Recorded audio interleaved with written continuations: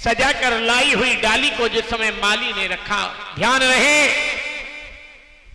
राजा की निगाह पर शनि का प्रभाव है और शनि का प्रभाव जिसके जीवन में पड़ जाए राजा भी रंग नजर आते हैं। मेरे प्यारे भगवत प्रेमियों, आज राजा की निगाह पर शनि का प्रभाव है। जैसे ही राजा ने उस डाली पर नजर डाली है, नजर पड़ते ही आज वो डाई हुई नौलखा बाग की डाली कुम्हला गई और जैसे ही डाली कुम्हलानी है, अद्भुत गति माली भई राजा भयो वियोग, सूखी डाली बाग की भारी करत वियोग। दौड़कर महाराज देवराव आज अपने महलों में पहुंचे ही देखा क्या है कि मैया वात्सल रो रही है। एक डाली मालिन लेकर आई है, जिस डाली पर नजर जिस समय महारानी वात्सल ने डाली वो डाली भी। मेरे प्यारे भक्तों, आज तो राजा और रानी महलों में अकेले हैं, बेसुध हो विलाप कर रहे हैं। महाराज देवराव कहने लगे, महारानी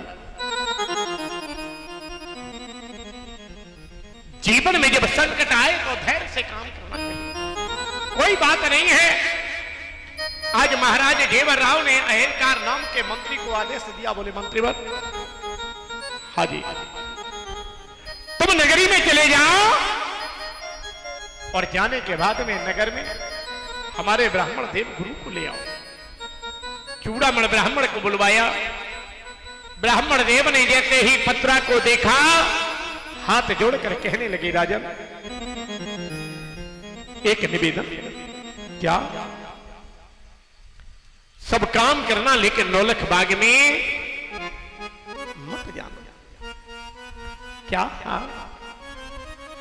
सब काम करना लेकिन नौलख बाग में मत जाना। मेरे प्यारे भगवत प्रेमियों, आंखों में अश्रुधारा बहने लगी। क्यों? मालूम है तुम्हारे निगाह पर शनि का दोष कि मत जइयो तुम बाग में, समय नहीं अनुकूल।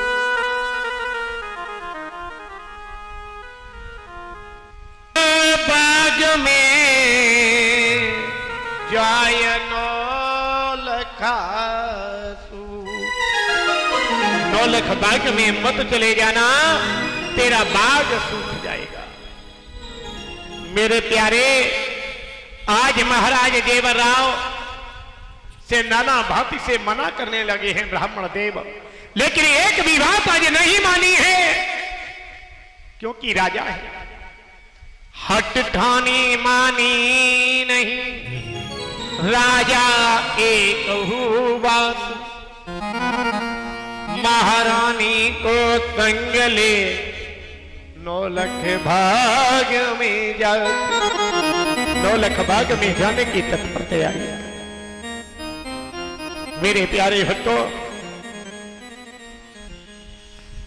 आज जैसे ही नौलख बाग में जाने के लिए तत्पर तैयारियां की हैं,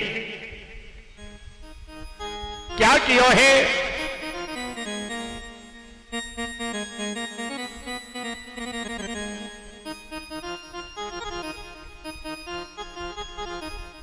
ब्राह्मण देव आगे खड़े हो गए, बोले राजन, हम तुम्हारे गुरु हैं और गुरु का धर्म है, गुरु का कर्म है कि अगर शिष्य गलत रास्ते पर जा रहा हो तो शिष्य को गलत रास्ते पर जाने के लिए, रोकने के लिए अपने आप को ही क्यों ना समर्पण होना पड़े।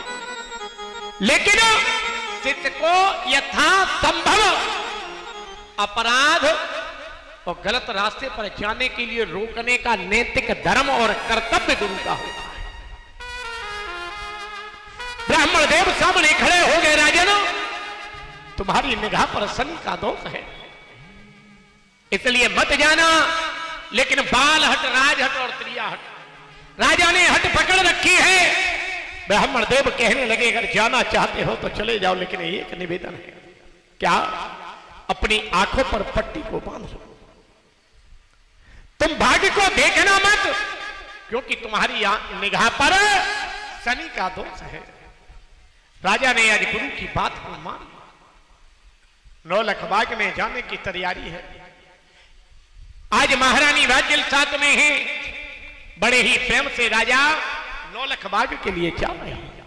मेरे प्यारे भक्तों, सच तो यह है आज नीला घोड़ा पर सवार है। नौलखबाग के लिए आगे को जैसे ही चले, धीरे धीरे नौलखबाग में जिस समय पहुंचे हैं,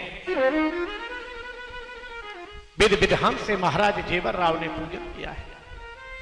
प्रमाण तो यहां तक आया है कि इस बाग का पूजन स्वयं बाबा नारद ने किया है। और जिस समय विधान से पूजन किया है, मेरे प्यारे भक्त ने बाग में राजा ने प्रवेश किया है। नौलखबाग में चिड़ियां चहक रही हैं, मोर नृत्य कर रहे हैं, पपिया बोल रहे हैं, कोयल कूक रही है। राजा ने विचार किया है सारे लोग नौलखबाग को देख रहे हैं, हम बाग में नजर नहीं डाल सकते, ऐसा जीवन व्यर्थ है। एक काम करते हैं, हम एक वृक्ष पर नजर डालते हैं और नजर डालते ही अगर वृक्ष सूख जाएगा तो हम दूसरे वृक्ष पर नजर डालेंगे। जैसे ही पट्टी को खोला और राजा ने नजर डाली है, वृक्ष सूखा नहीं। राजा सोचने लगे ब्राह्मण देव तो हमारे साथ में छल कर रहे हैं, अच्छा नहीं है। मेरे प्यारे भक्तों, राजा कहने लगे हैं ब्राह्मण देव तो हमारे साथ में छल कर रहे हैं, ये अच्छा नहीं है। आज मेरे प्यारे भक्तों, राजा ने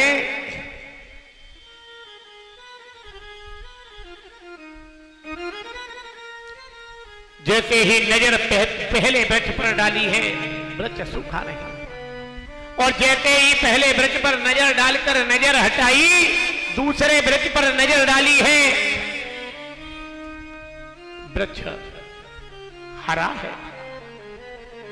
तीसरे पर नजर डाली, वृक्ष हरा है, लेकिन जब नजर हटाते हैं तो वृक्ष सूख जाता है। राजा नहीं समझ पाए। बारी बारी से महाराज जेवर राव ने समूचे नौलखबाग में नजर डाली, और जब उसी वृक्ष पर नजर डाली है जिस वृक्ष पर पहली नजर डाली। मेरे प्यारे भक्तों, सच तो यह है कि डाली